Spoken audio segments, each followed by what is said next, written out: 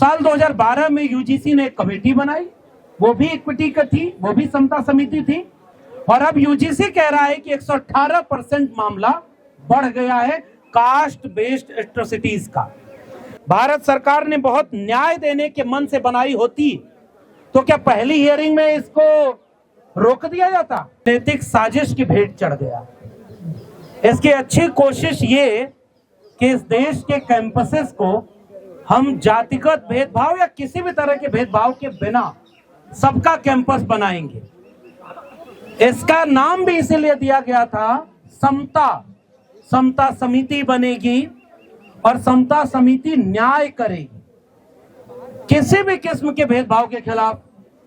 लेकिन इसे बनाया ऐसा गया, और इसलिए मैं कहता हूं कि क्रोनोलॉजी आप समझ लीजिए। क्रोनोलॉजी ये है कि पहले तो इस देश में माना गया कि कैंपस में जातिवाद होता ही नहीं, और जातिवाद होता रहा। ये तो सुखदेव थोराट कमेटी बनी 2007 में, जिसने आंकड़ों के साथ बताया कि कैंपस में जातिगत उत्पीड़न बढ़ता जा रहा है। साल 2012 में यूजीसी ने एक कमेटी बनाई, वो भी इक्विटी का थी, वो भी समता समिति थी।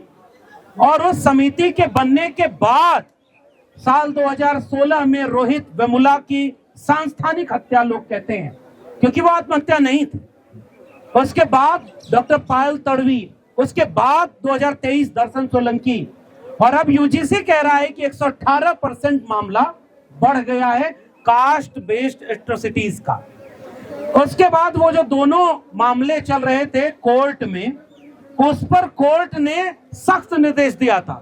15 जनवरी की डेट थी कि आपको सरकार को बताना होगा कि सरकार ने क्या किया। सरकार ने 13 जनवरी को एक गजट नोटिफिकेशन जारी कर दिया। तो क्रोनोलॉजी ये है कि सरकार खुद मानती है कि भारत में कैंपसेस में जातिवाद होता है, तो ये टेलीविजन चैनल के एंकरों को नहीं पता कि ये भारत सरकार का बनाया हुआ डॉक्यूमेंट है।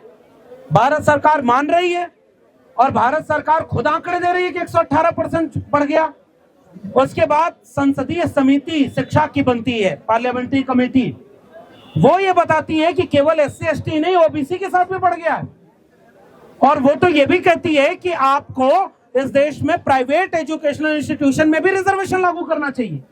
आपने वो बात उसकी क्यों नहीं मानी? आपने आधी बात मान ली और उम्मीद आपको रही होगी कि सारा ठीक रहा, उनके ऊपर फोड़ दिया जाएगा जब विवाद होगा तो। और विवाद होने के बाद कोर्ट में अचानक से ये मामला चला गया। मैं फिर से दूसरा उदाहरण दे रहा हूं क्रोनोलॉजी के साथ कि अगर ये समिति भारत सरकार ने बहुत न्याय देने के मन से बनाई होती तो क्या पहली हियरिंग में इसको रोक दिया जाता? ये मेरा सवाल है भारत सरकार से। आपने एक सरकारी दस्तावेज इतना कमजोर बनाया कि सुप्रीम कोर्ट के जज ने कह दिया कि यह अस्पष्ट है, तो आपने बनाया क्यों अस्पष्ट? दूसरा कि उसके बाद आपने जितने ओबीसी एससी एसटी के लिए कुछ चीजें दिखाई कि समता समिति बनेगी, समता स्क्वाड बनेगा, समता दूत होंगे, कैंपस में हम मोटिवेशनल प्रोग्राम करेंगे, अवेयरनेस प्रोग्राम करेंगे, सब कुछ बहुत अच्छा लगा देखने में। लेकिन भेदभाव और जातिगत भेदभाव, इन दोनों को कैसे क्लब कर दिया, ये बात भी समझ में नहीं आई।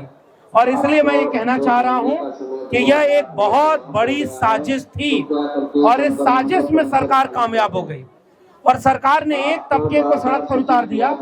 अब उसके दबाव में लोगों को ये मैसेज जा रहा है, लोग ये समझ रहे हैं कि भाई दबाव में सुप्रीम कोर्ट ने फैसला ले लिया तो दूसरे पक्ष को भी अगर आप सड़क पर उतारेंगे तो एक कयास मच जाए। असल में इस देश में जाति जनगणना जैसे मुद्दे पर कोई बात न होने पाए, जाति जनगणना से मिले आंकड़े ना आ पाए और सब आपस में ऐसे लड़ते रहें, इसके लिए साजिश का नाम है। अब चूंकि कई बार ऐलान हो चुका है कि समय खत्म हो गया है, तो अब यही लड़ाई हमारी है। देखिए, जब भी सामाजिक न्याय की लड़ाई लड़ी जाएगी, सामाजिक न्याय की लड़ाई के समय केवल यही मुश्किल नहीं रहेगी कि कोई आपकी सभा को डिस्टर्ब करने के लिए आएगा और सारे टीवी चैनल कैमरा उधर चले जाएंगे। आपको यह भी कहा जाएगा कि आपका समय खत्म हो गया, अब आप जाइए। और जितने लोग अभी 10 दिन पहले तक प्रोटेस्ट कर रहे थे उनमें लोग प्रधानमंत्री जी को गाली दे रहे थे जाति के नाम पर। मुझे बहुत बुरा लगा।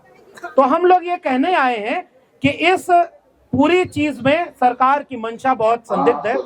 आगे एक बड़ी रणनीति बनाई जाए और संवैधानिक तरीके से एक बड़ी लड़ाई लड़ी जाए, समाज तय करे, क्योंकि मंडल के दौर में भी इस तरह के आरोप लगे थे।